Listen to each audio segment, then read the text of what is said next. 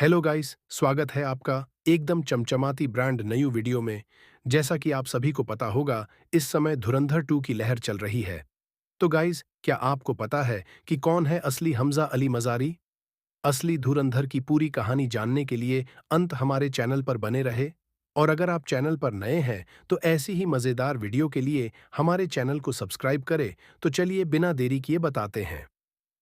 तो धुरंधर फिल्म में दिखाई गई लैयारी, जो कि असलीत में कराची में एक छोटी सी बस्ती है और कराची की जननी कहलाती थी, वो लगातार गैंगवारों के कारण खून से लथपथ हो गई। एक ऐसा शहर जो राक्षसों और मसीहाओं दोनों का घर था। लैयारी शहर गरीबी और विकास की कमी के कारण अपराध का अड्डा बन गया था। ल्यारी नाम ल्यार से आया है, जो कब्रिस्तानों में उगने वाला एक पेड़ है। और वाकई, गिरोह युद्धों के दौरान इस शहर ने कई कब्रें देखी हैं। अब बात करते हैं रहमान डकैत की।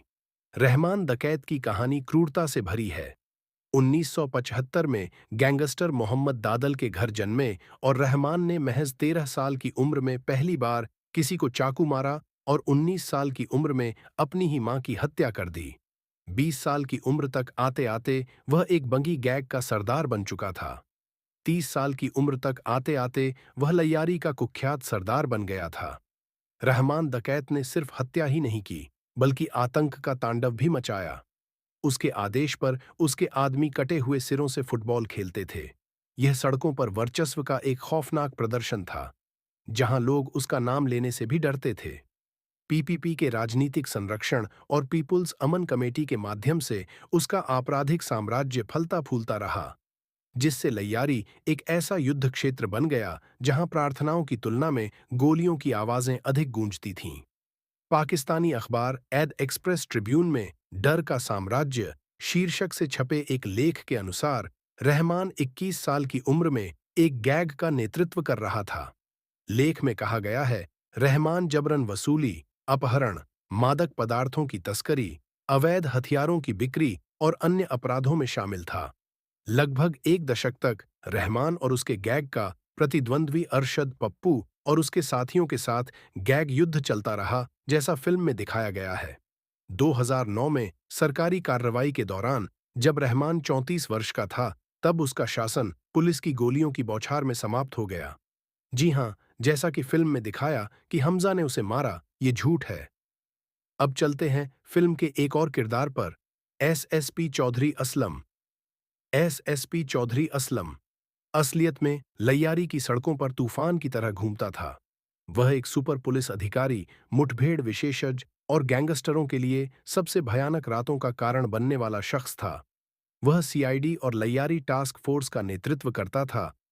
उसे मौत से डर नहीं लगता था, बल्कि वह मौत का सामना करने के लिए तैयार रहता था। उनकी विधवा नूरान असलम ने एक पॉडकास्ट पर बात करते हुए याद किया कि वह उनके बारे में कितनी चिंतित रहती थीं और वह कितनी हिम्मत से हमेशा कहते थे, मेरा भाग्य तय हो चुका है, भगवान ने पहले ही मेरा अंत लिख दिया है। अगस्त 2009 में उन्होंने रहमान डकैत को मार डाला, जिसे व्यापक रूप से एक सुनियोजित मुठभेड़ माना जाता है। उसी महीने बाद में असलम ने एक अखबार के साक्षात्कारकर्ता से कहा, मैंने अपने करियर में कभी भी फर्जी मुठभेड़ नहीं की है। रहमान की मौत ने उन्हें लैयारी की गलियों में एक नया नाम दिया, जिसे सम्मान और भय के मिले जुले भावों के साथ बोला जाता था। मुठभेड़ विशेषज्ञ अपने खौफनाक करियर के दौरान असलम हत्या के प्रयासों, गोलीबारी और घात लगाकर किए गए हमलों से बचते रहे, जब तक कि 9 जनवरी 2014 को एक आत्मघाती हमलावर ने उनके काफिले पर हमला कर दिया, जिससे साहस, गौरव और विवादों से भरे उनके करियर का अंत हो गया। रहमान डकैत के चचेरे भाई और लैयारी के अंडरवर्ल्ड के वारिस उजैर बलूच की क्रूरता एक किंवदंती बन गई थी। उन्हें आज भी ऐसे गैंगस्टर के रूप में जाना जाता है, जो दुश्मनों के कटे हुए सिरों से फुटबॉल खेलता था। घनी, बेकाबू दाढ़ी, कभी पलकें न झपकाने वाली आंखें और एक ऐसा रहस्यमय व्यक्तित्व जो कमरे की रोशनी को भी सोख सकता था। 2009 में पुलिस मुठभेड़ में रहमान की मौत के बाद उजैर ने गिरोह की बागडोर संभाली और खून खराबा और बढ़ा दिया। 2013 में उसके आदमियों ने उसके प्रतिद्वंद्वी अरशद पप्पू और उसके भाई का अपहरण किया, उन्हें यातनाएं दीं और उनके सिर काट दिए। फिर उनके शवों को जुलूस के रूप में प्रदर्शित किया और जला दिया। उजैर ने इस कृत्य का निर्मम बचाव करते हुए इसे कर्म का फल बताया, लेकिन अंडरवर्ल्ड के सरगना भी गिर जाते हैं। कानून के शिकंजे में आने पर उजैर पाकिस्तान से भाग गया, लेकिन इंटरपोल ने उसे 2015 में दुबई में गिरफ्तार कर लिया। वर्षों की गुप्त कार्यवाही के बाद 2020 में एक सैन्य अदालत ने उसे 12 साल की सजा सुनाई। एक सरगना को कैदी की संख्या में बदल दिया गया। वह वर्तमान में कराची की केंद्रीय जेल में बंद है। और आप सभी को बता दें कि हमजा अली मज़ारी सिर्फ एक फिल्म का काल्पनिक किरदार है, कोई असली इंसान नहीं है। वीडियो अच्छी लगी हो, सब्सक्राइब जरूर करें। Thanks for watching.